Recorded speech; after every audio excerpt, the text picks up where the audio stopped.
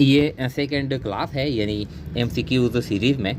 यानी कहता है इससे पहले हमने एक क्लास लिया है 21 interest expense and interest income और record in cash flow statement. ये जो इंटरेस्ट एक्सपेंस है ये इंटरेस्ट इनकम है, या तो हम अदा करते हैं इंटरेस्ट या हम वसूल करते हैं। तो ये हम कैश फ्लो स्टेटमेंट में जो थ्री एक्टिविटीज़ है, फाइनेंसिंग है, इन्वेस्टिंग है, ऑपरेटिंग है, कौन से में हम रिकॉर्ड करते हैं। तो ये हम रिकॉर्ड करते हैं सी यानी ऑपरेटिंग एक्टिविटी में। जब हम इंटरेस्ट वसूल करते हैं वो भी हम रिकॉर्ड करते हैं यानी एन इनकम, और जब हम पेमेंट करते हैं तो वो भी हम रिकॉर्ड करते हैं यानी कैश इनफ्लो है और कैश आउटफ्लो है बाय ऑपरेटिंग एक्टिविटीज़।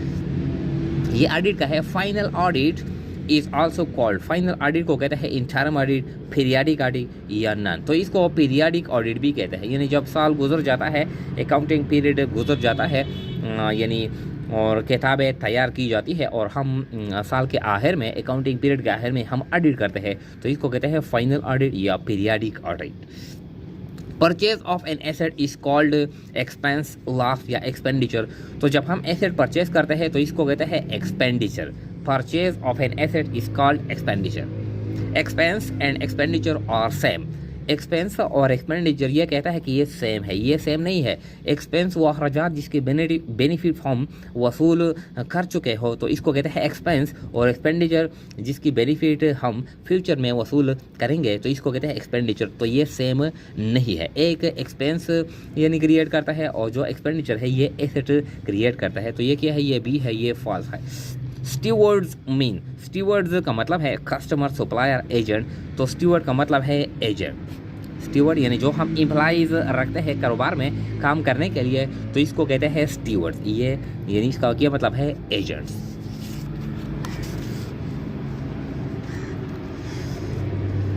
फिर कहता है 24 द लीस्ट इम्पॉर्टेंट रेफो इन शॉर्ट टर्म लिक्विडिटी। ये बहुत इम्पॉर्टेंट एमसीक्यूज है। अक्सर इसमें स्टूडेंट कंफ्यूज होते हैं इसकी मीनिंग समझने में, वो इसकी मीनिंग नहीं समझ सकते तो फिर इसकी वजह से नहीं यानी वो ऑब्जेक्टिव वो गलत करते हैं। ये कहता है कि लीस्ट इम्पॉर्टेंट जो बहुत कम इम्पॉर्टेंट है, मतलब यह है जो इम्पॉर्टेंट नहीं है। The least important ratio in short term liquidity. ये कहते हैं कि जब हम शॉर्ट टर्म लिक्विडिटी किसी अदारे की short term financial position check करते हैं तो इसमें जो चीज़ हम नहीं लेते, बहुत कम अहमियत देते हैं, वो क्या है, करंट रेशो है। करंट रेशो को हम ज़्यादा अहमियत देते हैं, इसकी वजह से हम शॉर्ट टर्म लिक्विडिटी मालूम करते हैं। क्विक रेशो ये भी इम्पॉर्टेंट है। डेट इक्विटी रेशो ये लॉन्ग टर्म सॉल्वेंसी शो करता है। तो ये कहता है कि शॉर्ट टर्म लिक्विडिटी में जो इम्पॉर्टेंट चीज़ नहीं है वो क्या है, करंट रेशो है, ये इम्पॉर्टेंट है, ये नहीं है। ये क्विक रेशो है, ये भी इम्पॉर्टेंट है। ये डेट इक्विटी रेशो ये इम्पॉर्टेंट नहीं है। तो हमारा जो आंसर है वो सी है। शॉर्ट टर्म लिक्विडिटी में डेट इक्विटी रेशो की कोई हैसियत नहीं होती, बहुत कम इम्पॉर्टेंट है ये। तो ये सी ऑप्शन राइट वन है। 27 the main objective of audit is, audit का जो मेन ऑब्जेक्टिव है टू ग्रो द बिजनेस को ग्रो करे, to show the fairness of financial statement. Financial statement यानी कि फेयरनेस को, अच्छाई को शो करे कि ये फेयर है, इसमें गलतियाँ नहीं है, इसमें फ्रॉड नहीं है। तो ये जो बी ऑप्शन है ये राइट वन है। फिर कहता है dividend drawings and treasury stock. और ये जो डिविडेंड ड्राइंग है, ट्रेजरी, ये क्या है, लाइबिलिटी है, एक्सपेंस है या कॉन्ट्रा कैपिटल है। तो डिविडेंड ड्राइंग ट्रेजरी स्टॉक ये कैपिटल में डिक्रीज लाता है, तो ये क्या है, ये कॉन्ट्रा कैपिटल है। Anything which reduces the amount of capital is called यानी कॉन्ट्रा कैपिटल। तो डिविडेंड, ड्राइंग्स और ट्रेजरी स्टॉक ये क्या है, ये कॉन्ट्रा कैपिटल है। तीनों अगर एक हो फिर भी कॉन्ट्रा कैपिटल है, सिर्फ ड्राइंग हो ये भी कॉन्ट्रा कैपिटल है, अगर ट्रेजरी स्टॉक हो ये भी कॉन्ट्रा कैपिटल है। हमने तीन यानी एक ही एमसीक्यू में सेट किए हैं। Treasury stock will decrease. Treasury stock यानी जब हम अपने कंपनी के शेयर परचेस करते हैं तो इसको कहते हैं ट्रेजरी स्टॉक। ये क्या है, यानी ये कम करेगा। एसेट्स एंड एक्सपेंसेस ये तो नहीं है। लाइबिलिटी एंड इनकम ये भी नहीं है। Assets and stock holder equity. Treasury stock हम अपने कंपनी के शेयर परचेस करते हैं तो हम कैश देते हैं, एसेट में डिक्रीज आता है, स्टॉक होल्डर इक्विटी यानी उसमें भी डिक्रीज आती है। तो ये सी ऑप्शन है, ये क्या है, ये राइट वन है। 30 balance sheet shows the financial position, ये भी बहुत इंपॉर्टेंट है। बैलेंस शीट शो करता है financial position of any business for 1 year, 1 साल के लिए, फॉर एनी पीरियड, किसी भी पीरियड के लिए, या ऑन ए स्पेसिफिक डेट, या एक मखसूस डेट पर, तारीख पर। तो ये जो सी ऑप्शन है ये राइट वन है। Balance sheet shows the financial position of any business on a specific date, इसका ये मतलब है। इसके बाद है यानी 31। तो देखें ये अक्सर टेस्ट वगैरह में, टेस्ट में यानी पब्लिक सर्विस कमीशन में मैंने ये एमसीक्यू बहुत ज़्यादा देखी है। Del credere commission is paid to the agents, यानी डील क्रेडियर कमीशन हम अदा करते हैं एजेंट को। क्यों हम अदा करते हैं? Because to increase the profit, profit को इंक्रीज करें, नहीं। टू इंक्रीज सेल, सेल को इंक्रीज करें, नहीं। To recover bad debt loss of the agent, ताकि बेड डेट लॉस को रिकवर करे। तो ये जो सी जो ऑप्शन है ये राइट वन है। इसके बाद है द फॉलोइंग इज और, यानी दोनों है। बाज एमसीक्यू इस तरह आता है द फॉलोइंग इज और, तो इससे स्टूडेंट को पता चलेगा कि इसमें एक भी सही है, या अगर आर हो तो इसमें एक से ज़्यादा भी सही है। इज और इसलिए दिया जाता है यानी टेस्ट में कि अगर एक है तो एक के लिए इज यानी एक से ज़्यादा है, दो टिक है, 3 टिक है, 4 टिक है वगैरह। तो ये कौन से है? द फॉलोइंग इज योर और नॉमिनल अकाउंट, ये जो किया है नॉमिनल अकाउंट है, ब्रांच अकाउंट है, डिपार्टमेंटल अकाउंट है, कंसाइनमेंट अकाउंट है, जॉइंट वेंचर अकाउंट है, ऑल है। तो ये जो ब्रांच अकाउंट है ये इंपॉर्टेंट एमसीक्यूज है। ब्रांच अकाउंट ये नॉमिनल अकाउंट है, डिपार्टमेंटल अकाउंट ये भी नॉमिनल अकाउंट है, कंसाइनमेंट अकाउंट ये भी नॉमिनल अकाउंट है, जॉइंट वेंचर अकाउंट ये भी नॉमिनल अकाउंट है। तो ई ऑप्शन क्या है, यानी ऑल और नॉमिनल अकाउंट्स, इसका ये मतलब है। 33 ऑल ऑफ द फॉलोइंग और नॉमिनल अकाउंट्स एक्सेप्ट, ये जो सारे हैं सारे नॉमिनल अकाउंट है एक्सेप्ट मासेवाई, यानी इसमें एक नॉमिनल अकाउंट नहीं है। क्या है? ब्रांच अकाउंट ये नॉमिनल है, डिपार्टमेंटल अकाउंट ये भी नॉमिनल है, बैंक ये क्या है, ये तो एसेट है। तो बैंक किया है ये नॉमिनल अकाउंट नहीं है, ये रियल अकाउंट है। ऑल और नॉमिनल अकाउंट एक्सेप्ट, सारे नॉमिनल अकाउंट है माँ सेवाए। जॉइंट वेंचर ये नॉमिनल है, कंसाइनमेंट ये भी नॉमिनल है।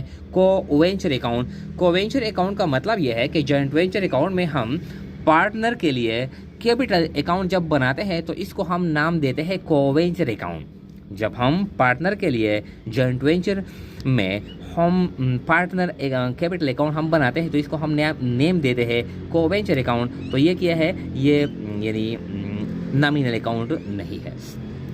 ये इकोनॉमिक्स का है। डिमांड एंड प्राइसेस हैव खाली जगह रिलेशनशिप, डिमांड और प्राइसेस का जो रिलेशनशिप है क्या है, पॉजिटिव है, इनवर्स है या नॉन है।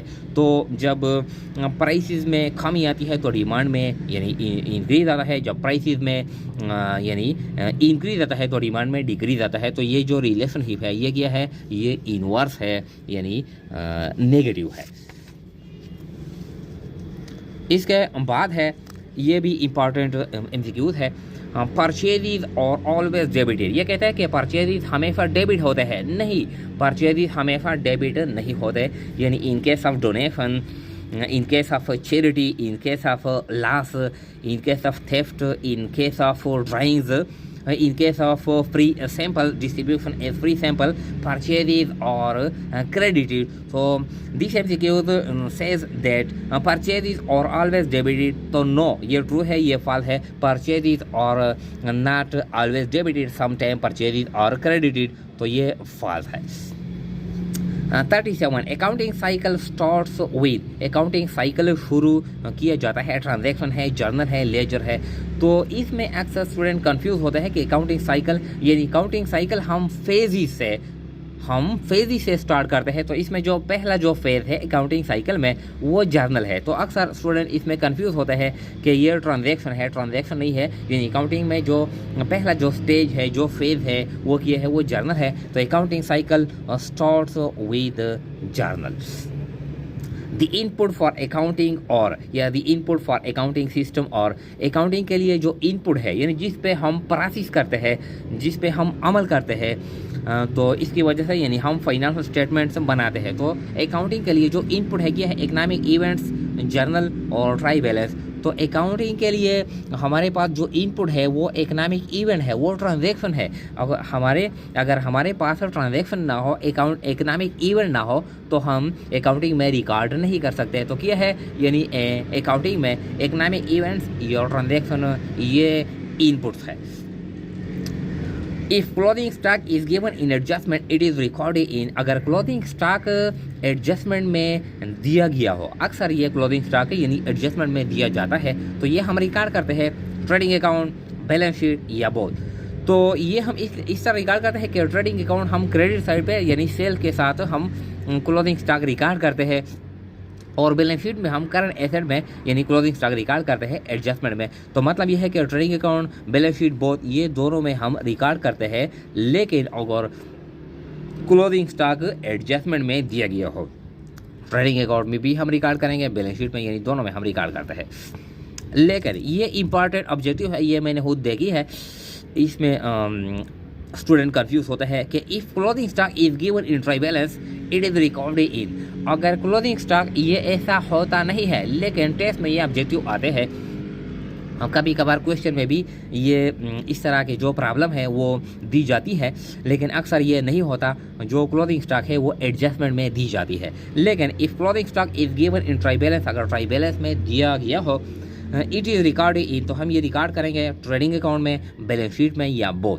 तो ये जो क्लोथिंग स्टॉक है अगर ट्राई बैलेंस में हो, तो इसका मतलब यह है कि इसको हम जर्नल में और लेजर में हमने रिकॉर्ड किया है ऑलरेडी, ट्रेडिंग अकाउंट में ऑलरेडी रिकॉर्ड कर चुका है, यानी इसकी एडजस्टमेंट की गई है। तो ये एसेट है, और एसेट सिर्फ हम बैलेंस शीट में रिकॉर्ड करते हैं। अगर क्लोथिंग स्टॉक सिर्फ ट्राई बैलेंस में हो, तो ये हम सिर्फ बैलेंस शीट में रिकॉर्ड करते हैं एज ए करंट एसेट्स, इस तरह। इसके बाद है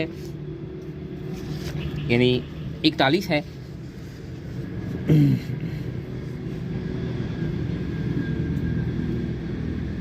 कहता है कि when giant stock company is formed, जब giant stock company बनाई जाती है, the first meeting is held on, तो पहली मर्तबा एक मीटिंग की जाती है, कॉल्ड, इस मीटिंग को कहते हैं AGM, annual general meeting, statutory meeting या नॉन। तो जब कंपनी बन जाती है तो पहली यानी एक मर्तबा in the life time of the company first meeting is held on, so this meeting is known as a statutory meeting. The notice of the statutory meeting is sent to all the shareholder before, हर जगह days of meeting, यानी जो statutory meeting हम conduct करते हैं, call करते हैं, तो हम सारे शेयर होल्डर को एक लेटर भेजते हैं, इसको कहते हैं notice of the statutory meeting. तो ये जो हम नोटिस भेजते हैं, ये हम कितने दिन पहले भेजेंगे शेयर होल्डर को, ये ऑब्जेक्टिव इसके बारे में है। यानी बिफोर 21 डेज, 21 दिन पहले, 31 दिन पहले या 41 दिन पहले। तो ये हम 21 दिन पहले हम भेजेंगे, तो ये A option is right one. Company is dissolved if, ये कंपनी यानी डिसॉल्व होगी, कंपनी अपनी वजूद यानी खोगी, इफ अगर यानी कंपनी ख़त्म होगी, डिसॉल्व होगी, टर्मिनेट होगी, अगर 2 consecutive AGM और not held और company does not start business, यानी अगर हम 2 AGM मीटिंग यानी हम 2 consecutive AGM मीटिंग हम कॉल नहीं करते तो कंपनी ख़त्म होगी, इसका ये मतलब है। फिर कहता है कि company does not start business with in 1 year of commencement certificate, अगर कंपनी ने कमेंसमेंट सर्टिफिकेट यानी फॉर्मेशन ऑफ कंपनी में कंपनी को कमेंसमेंट सर्टिफिकेट दी जाती है रजिस्ट्रार की तरफ से, तो अगर कंपनी ने 1 साल के अंदर कारोबार यानी शुरू नहीं किया तो कंपनी फिर ख़त्म होगी। अगर 2 AGM मीटिंग हमने नहीं कंडक्ट कर लिया है फिर भी कंपनी ख़त्म होगी, या अगर हमने 1 साल के अंदर कारोबार शुरू नहीं किया फिर भी कंपनी ख़त्म होगी। सी बोथ यानी दोनों हालतों में, तो दोनों हालतों में कंपनी ख़त्म होगी। तो क्या मतलब है, यानी C option is right one, हर जगह। 44 ओनली हालिज account is made in single entry system, ये तो ऑलरेडी हमने किया है, यानी पहले वीडियो में सिर्फ हम यानी सिंगल एंट्री सिस्टम में हम नॉमिनल पर्सनल या रियल या नामी पर्सनल, तो हम सिर्फ पर्सनल अकाउंट रिकॉर्ड करते हैं, यानी जब हम किसी को उधार पे सामान देते हैं या किसी से परचेस करते हैं, किसी को कर्जा देते हैं, किसी से कर्जा लेते हैं, तो पर्सनल अकाउंट हम यानी मेंटेन करते हैं, रिकॉर्ड करते हैं सिंगल एंट्री सिस्टम में। फिर कहता है यानी 45 salary pay to Karim is debited to, इसमें अक्सर ये एमसीक्यूज बहुत ज़्यादा टेस्ट में आती है कि जब हम करीम को सैलरी देते हैं तो इस यानी हम डेबिट करते हैं, किया डेबिट करते हैं, Karim account debit, salary expenses debit या नॉन, तो हम सैलरी को डेबिट करते हैं, करीम को हम डेबिट नहीं करते हैं, तो क्या है ये भी ऑप्शन ये राइट वन है।